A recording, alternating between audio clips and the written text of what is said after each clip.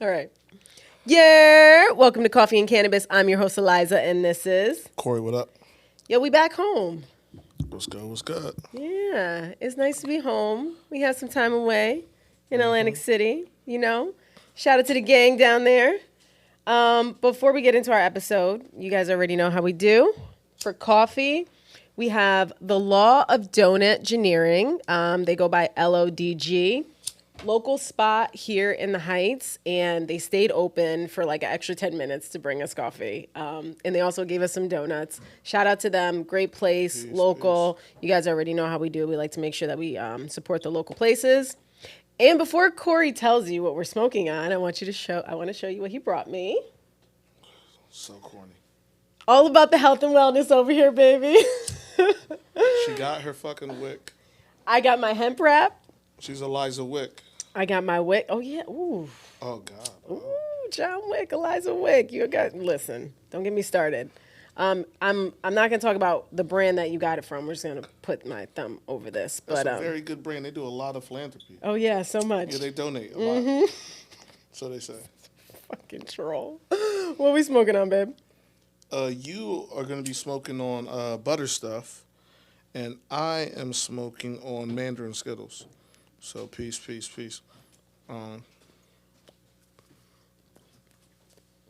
Good stuff. You see this? You and this fucking wick. You're hilarious, yo. Yo, I'm telling you, I'm about to have everybody on the wick game. You're not. I am. All right, all I gotta do is explain it. I'm gonna explain it. There's this magical thing, right? It's called a lighter. With butane. Right? Peep my lighter. There's this magical thing called a lighter. Yep. And in the lighter, it has a thing called a wick. And the wick grabs the fluid from the lighter, so I can do this. Yep. So, see, I'm using the wick also. And you know what you do? And then you go like this, and you just inhale all the butane, and it's terrible for you. It's unhealthy, and we're trying to do good, get well, Be high. and be high. You see what I did there? I smoke leaf. I'm not trying to hear all that hemp shit, wick, and all that nonsense. All right. Well, as you guys see, you get a little bit of everything over here, right? You got the healthy side. You got the Get high. OG way. We're back home in our dispensary. It smells like shit. It's disgusting. They're doing construction in overdrive. And to be honest, I just want you guys to know, when we're rich, we fucking deserve it. This is torture. Yeah, I just told Jalen, shout out to Jalen, our 21-year-old producer. He apologizes for the last video. Oh, yeah. Sorry about that. NECANN was... You know what I mean? I was telling you, we got to start doing some behind-the-scenes footage for the life story video. Okay. Because if people saw the other side of this room, yes. You like that? The other side, I did that. The other side of this We're too room, good at this. shit is crazy. Y'all wouldn't imagine listen, Alyza makes a lot of money. I'm be honest. Alyza's rich. No, I'm not. Right? I'm not yet. She's my biggest investor. Right? So, you know what I mean? It's a whole lot of expensive cars sitting outside. None of them are mine. Jalen got a crazy whip. Alyza got a crazy whip. Alyza's wife got a crazy whip. I'm broke. I got on a screen printed hoodie. It say tall. Shout out to the gang.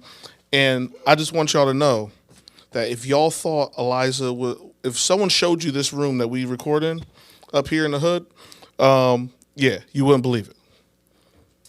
My excuse to myself is you lived in a Connex box, you lived in the desert, you used to wear a full kit. You can be in a dusty-ass dispensary. It's not that deep. But also, I'm on the other side of my life, and I feel like I'm beyond this. So, Yeah.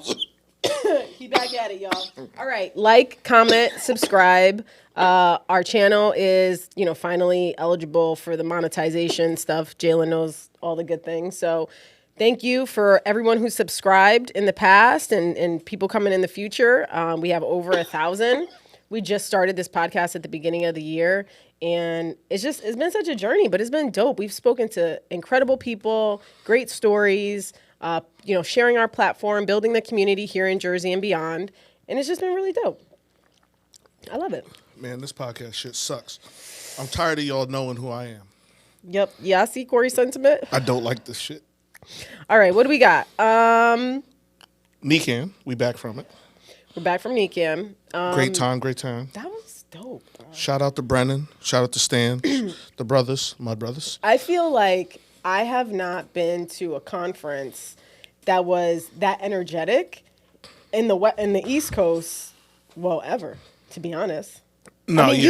you've been doing the conference stuff in weed longer than I have. Have you? Other than MJ Biz, which is always a movie because it really just brings in everyone. But that's Vegas. Exactly. Yeah, I would say the original ones years ago in the Jacob Javits Centers used to go hard, but it's not like you was sitting in the middle of the Jacob Javits Center smoking weed. So Right. MJ Biz is different. People weed is everywhere. Yeah.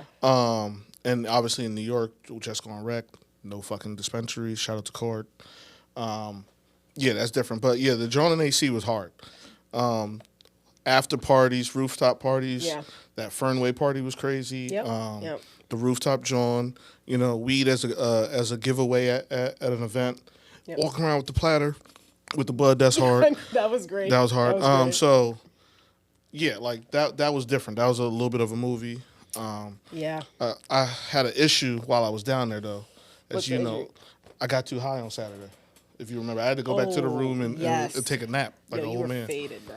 Yeah, so be careful when you put hash in your blunt, and then you're passing a blunt around to the team, and then you get to the part with the hash in it and smoke that whole part. It's not good.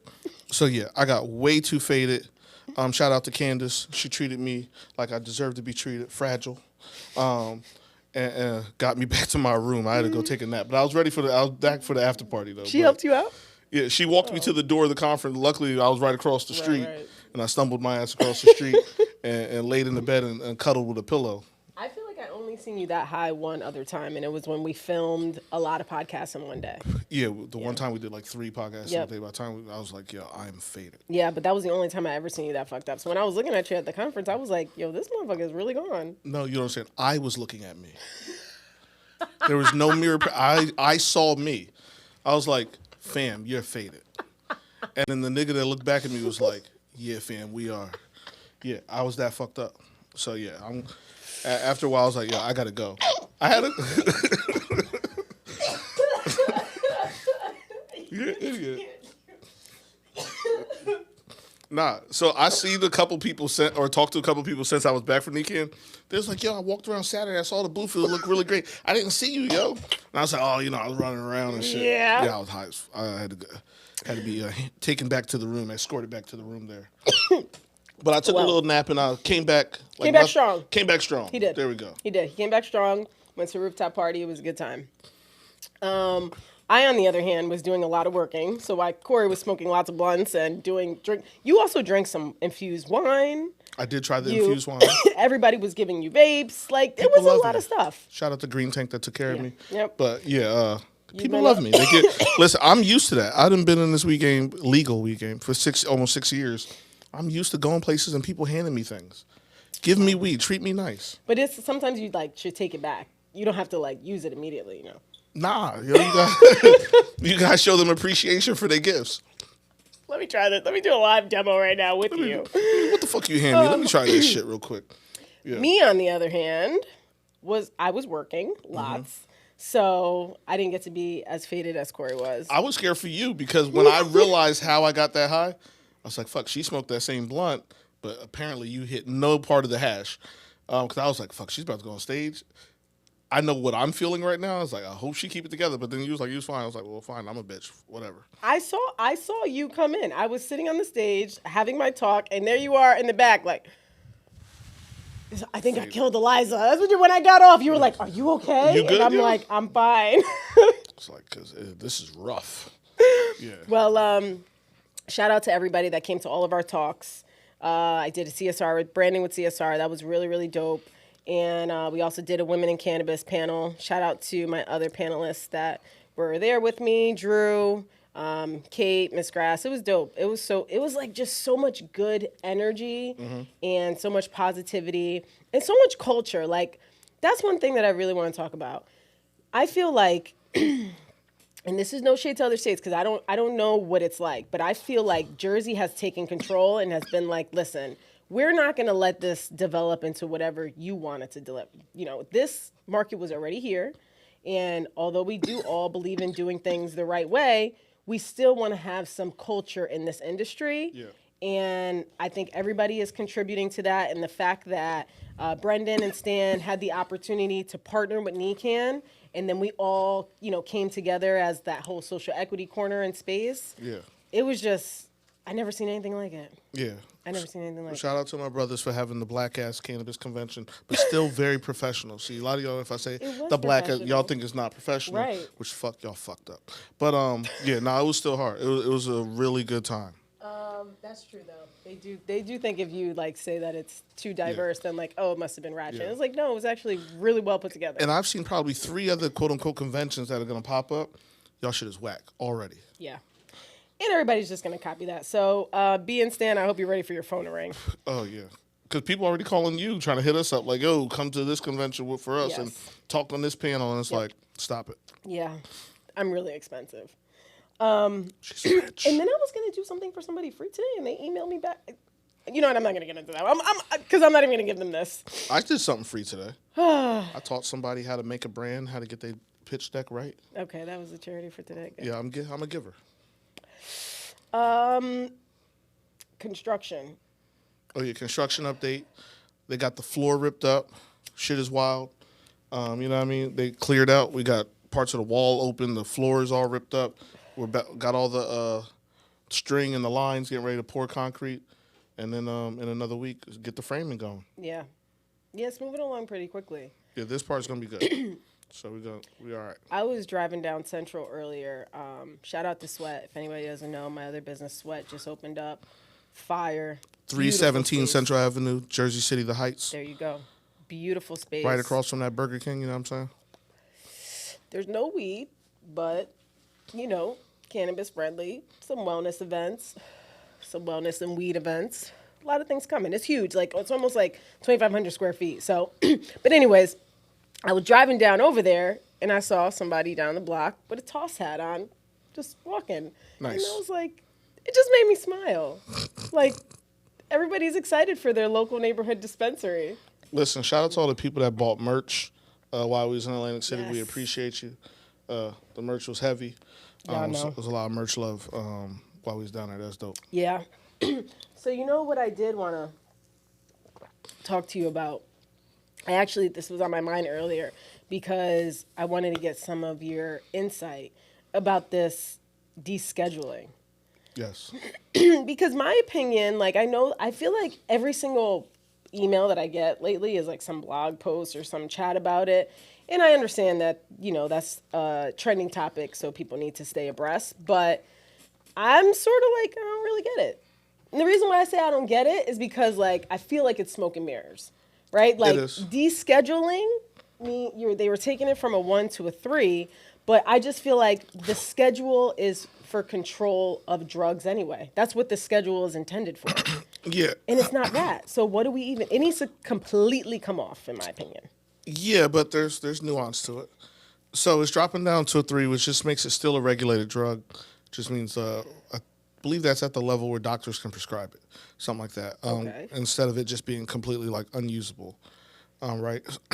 By the way, currently fentanyl has a lower, easier to get schedule than cannabis. Just Yes. so you know. It's a Schedule 2. Yeah, but the business side of it is different. So currently, you can't theoretically take weed across state to state. That'd be a felony because it's illegal. Whether the states approve that or not, you're crossing a border Right. with cannabis, right? If they brought it all the way down where it was fully legal, where it was federally legal, that changes that. Now, why is that important? Because all these people with cannabis businesses, if you're cannabis touching or selling, you're doing it state by state. So all the MSOs, even some of the smaller ones where someone got something on 2 lines of state line, that's different. You have to file every time individually for each individual state.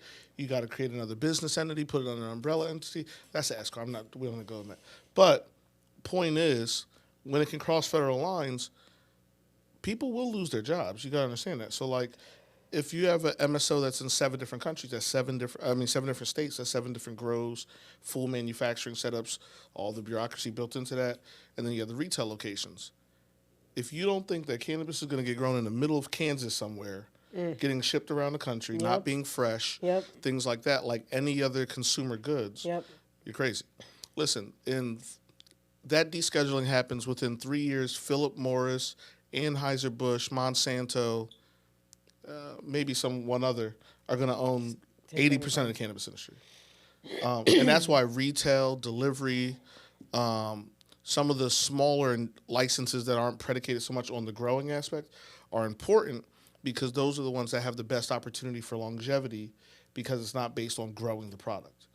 But the other side of that is then 2 years later, you'll probably see a much bigger, higher priced, but better market for individual growers where they're making boutique weed, right? So like now, boutique weed is fighting against MSOs that have a grow in their own state. If that MSO now has a grow in the middle of Kansas and can't really get you fresh weed on a regular like that, that the boutique weed becomes better, right? So the whole market switches. So, it goes from like big box companies to boom, boom, boom, independent to federally legal to back to big box companies, bigger box companies with bigger distribution channels. So that will kill a distribution license. Your distribution license is probably trash now. But then the retail and the boutique market will come back. That's my guess. So your prediction is that instead of getting weed from individual grows in every state, they're going to go to the most cost-effective place to put their plant, and then that is where they grow from, and they will just distribute to all of the states from that one particular place. Let's play a game. Dímelo. Where do potatoes come from? Hispanic Heritage Month, shout out. Big facts. Go ahead. Where do potatoes come from? Idaho. Where do peaches come from? Georgia. Where do oranges come from?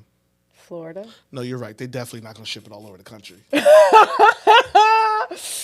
Got him. There's your answer. If I name a food or a fruit, you're going to tell me where it's from. Where avocados come from? Where do avocado come from? Most people tell you Mexico because that's what the sticker says. A lot of them come from Southern California. But just saying. But it's the same. You have the same topography. So Mexico to Southern California. But avocados, there you go. Other Puerto Ricans yell at me because I don't really like avocado. Actually, I don't either. The texture, not really my thing. That's not my thing. I like a guacamole if it got all the other shit in it. It's got to be a lot of the other shit Peppers, too. onions, just garlic. like maybe one avocado and a lot of other shit. Yeah. I need all the extras, all the sides on mine, please. That's crazy though. And you're probably not wrong. Well, What do you think is the best? Fuck you. What do you think is the best way to do this? Like realistically, right? I know a lot of people's emotions is in it when we're having this conversation about descheduling, and then, people do feel certain ways about the MSOs, but what is really the smartest way to do this? What do you think? Put it like this. If cannabis becomes federally legal and is treated like any other crop, right? So now switch your mind to the farming industry. You always hear them chanting about more money for the small farmers and all these different guys. That's what your cultivation license is going to be. It's going to be y'all out there championing for the small growers. Yeah. Right? Just take all the background, all the other stuff off it. If it becomes a regular everyday crop, it's going to be treated and done no different than every other everyday regular crop. Yeah. So, why build a grow in northern Jersey or Connecticut? It's expensive, yeah. Because square footage, right? Like cost per square foot, and I could just buy out the whole state worth of land. Yep. Right? Like Monsanto owns whole states, like from a land standpoint. So like this is not going to be any different. They're terrible people. Oh yeah, Philip Morris. That's the other one. That's Philip Morris. There you go. Terrible people. Yeah. But that's how business works. Well. That's my TED Talk, ladies and gentlemen. Thank you very much. Listen, I know you guys be mad when we be like speaking from an honest. Oh, sorry, Jalen. From an honest perspective, but for me personally, I just always want people to like stop being so in their feels about business. You do have to go into something with your heart and passion, but you have to be smart. You have to really look at data, the numbers, previous, like whatever, but you have to do your research. You can't just hopes and dreams, because you will have a close, like how you just said that, then the distribution license is going to be garbage. So right now, all right, this is how I want to frame it. if you were setting up your business that you're about to start, and then you have your 5-year strategy, right? You put together what your 5-year plan is going to be. If you're not thinking about these things and considering this, and you're just one of those who's like, oh, I just want to be this person in business, so I'm going to go fully vertical. I'm just going to get all the licenses because I can or because I want to. And then you don't think about the fact that which ones may not be in effect, which ones no longer have a value. Is it even worth being vertical anymore? And you made this whole plan that's not based on the trajectory of actual trends and actual forecast. But yeah, you see that in regular business out of the regulated market. Well, Like, there's companies that were the biggest in what they do in the world, and now basically don't exist, like Xerox, right? Or like Kodak, right?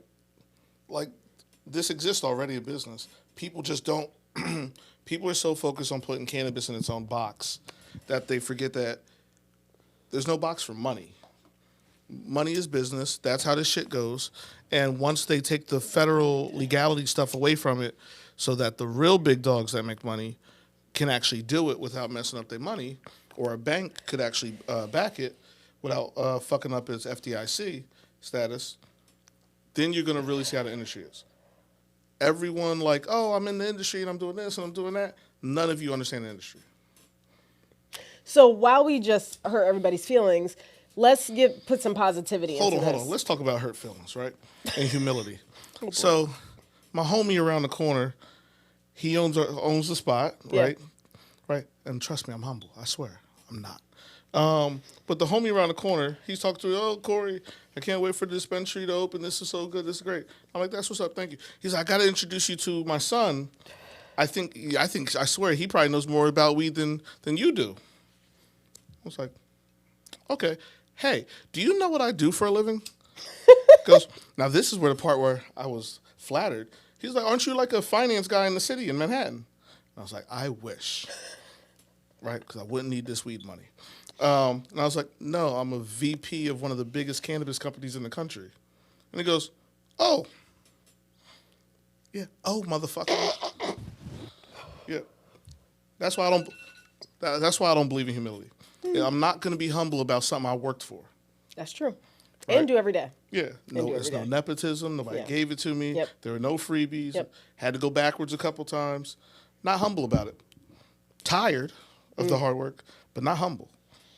Anyway, you were saying? I'm very tired too. Yeah.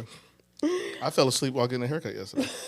Dead ass. That is no, bro. But listen, that's called doing the work. And you know the best part, at least that I always brag about, that I feel like a lot of people don't consider, is that you work in operations. I do. A lot of times, there's not men or women, but men mostly, that are in cannabis that work in operations. Anybody who's black or brown is either like a community manager or sales or DEI or so. Always. And I support all those people. I'm just saying the ceiling here on the upside is not made of glass. Yeah. Yeah. But it's cool. Nah, I'm with it. Yeah. Well, we're here, and it's clear why. Well, listen, you know what license still going to work? Which one? Delivery licenses. It is. Give a quick Wait play. for our next. Give a quick Wait for play. our next episode. Y'all not ready for this. Oh, you're not gonna give a play? No. Oh. Not yet. Not yet. Ooh. Not yet. Actually, it's one of my favorite drinks down at Disney World when you walk at Epcot. It's called Beverly, right? It's pretty dope. But anyway, yeah. So what are you talking We about? outside. For real. You saw what I did there? That's good. We getting good, bro. We're getting good. Listen. Thank you for tuning in. We appreciate y'all. Like, comment, subscribe. Press the button. Big tossed energy. The bell. High fashion. High functioning. Just giving you the real shit and wanting you to win. So use it. Don't be sad. Don't just learn the shit and then go be great. So, do good. Be well. And get high. Peace.